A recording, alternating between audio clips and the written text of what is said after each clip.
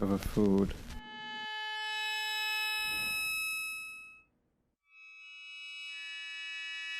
This is the story.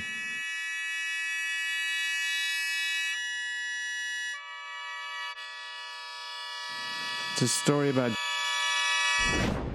discarded rice in medieval China. It's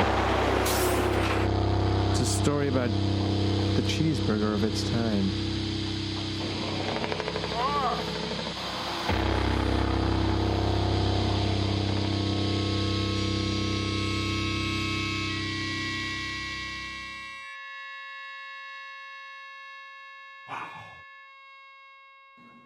And how it changed from culture to culture. It's a story about intrigue, about death, and about sushi 1,000 years in the future.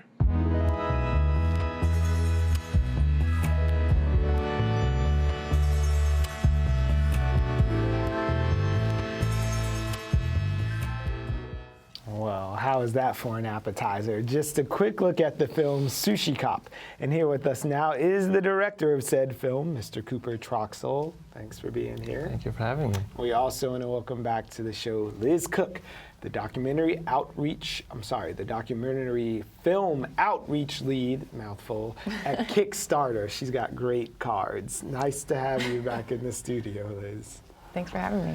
Okay, Sushi Cop. I'm liking it. It's intrigue. It's history. It's future. It's a lot of rice. Exactly. Yeah. So it's kind of like a culinary science fiction film. So I like to say it. So it's about a sushi conveyor belt restaurant. I don't know if you've ever been to one of those, but it just floats around. It's like this weird dream, and all the people are connected somehow, and you don't quite know how, but you all feel like you're on the same mission together. And so having been to a couple of those, I had this dream about experiencing that on a different planet. And that's where the idea was born. Okay. How did you become involved with BRIC FLIX? Actually, Liz invited me to be part of this show. So Liz is curating the next BRIC FLIX. And we've known each other for a while. So she was very gracious to have me involved. So BRIC FLIX is going to feature fully funded, Kickstarter movies. What films did you pick to show on our stoop? So we have Cooper's film Sushi Cop. We have Iabo Boyd's Forever Alley, and I believe we're doing the Bushwick Diaries as well. Yeah, have you? I feel like you guys have been here before. Yeah, absolutely. Yeah. I've contributed on Kickstarter to the Bushwick Diaries. Very cool. Yeah, so all short films funded through Kickstarter. Very cool. So we were talking beforehand, and Kickstarter has only been around since about summer of 2010, yes, which feels amazing to me because there's never a time probably since the summer of 2010 when my inbox hasn't had something Not a week from someone, a cousin's friend's brother who I met at a barbecue in '96 inviting me to fund their Kickstarter. So how's it evolved over that short arc? I mean, it's just sort of continued to grow pretty much exponentially. It's been incredible. It took about the first 4.5 years to raise $1 billion pledged to projects, and then it was 1.5 years for the second billion. So it's just really continued to take off. Billion with a B. Yeah. B. That's a lot of nickels and dimes that people contribute. So it's like that e pluribus unum. Out of many ones, you get all that money. So how does something like Kickstarter contribute to the diversity we see in the film world? Everything isn't just Jason Bourne. Inclusion and diversity. Yeah, absolutely. In Brooklyn. Under the banner of Brooklyn. Under the banner of Brooklyn. Well, yeah, I got my start as a filmmaker in Brooklyn. I was making a lot of video art and music composition pieces. That's my background, is classical music. And I had these ideas about, kind of bringing them together and making them into longer form video projects. And if I didn't have the support of friends and family and people who had seen some of my previous artwork, I never would have been able to get the funds together to actually make a film, because unlike other art forms, film can cost a lot of money.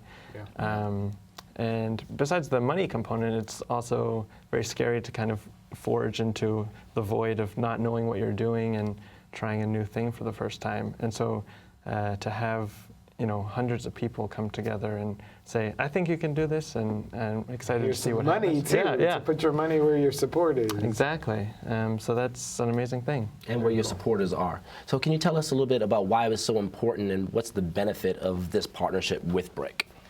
Yeah, I mean, we're always trying to find creative ways of sharing the work of people in the community, and So are we. it's just we perfectly align in that way, and there's just so much amazing programming that BRIC does here that we just feel really lucky to be part of one night of showing the work that's done through Kickstarter filmmakers, but I'm sure there's more opportunities down the road too. It's just Plenty of opportunities. How easy or how hard, what was the most difficult part of sort of curating this? I understand you have to be sort of inundated with the amount of filmmakers and talent that's here in Brooklyn. So how did you sort of wade through all that? And what were the criteria that you needed?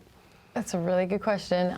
Well, we wanted to choose people, obviously, that are based in Brooklyn that we've worked with closely before, and people that maybe wouldn't necessarily have had the platform to show that film otherwise. I don't know where else Cooper's been able to show the film, but I just thought, it's such a great audience and such a great opportunity. The hardest part really was the fact that there are so many interesting filmmakers that are using Kickstarter.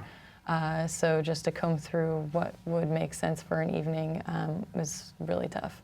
So we've got some great films in the roster that you shared a little bit earlier. I wanted to find out, Cooper, as a former team person over at Kickstarter before you struck out and made this film, how do you sort of get over what some people might have the Kickstarter fatigue to get people to look at your film and really take a personal interest in it and actually support you?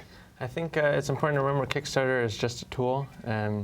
Like Twitter or Facebook before it, people kind of said, this is just way too much, and I'm getting inundated, and eventually it just becomes kind of like a baseline of your existence socially and otherwise. And with Kickstarter, it's important to remember that it's really about who you are and how you want to tell your story, and you're not talking necessarily to people that are in the abstract and on the internet somewhere. You're talking to your friends, and you're talking to people who have probably encountered your work before. And if you can do that very well, then people who don't know you will start to be inspired and join in. But it's really about kind of putting on blinders and making it about. So to that end, Liz, is there like one sort of magic tip that you could share for someone to take a breath before they start their process of plugging into Kickstarter that could help them go the distance?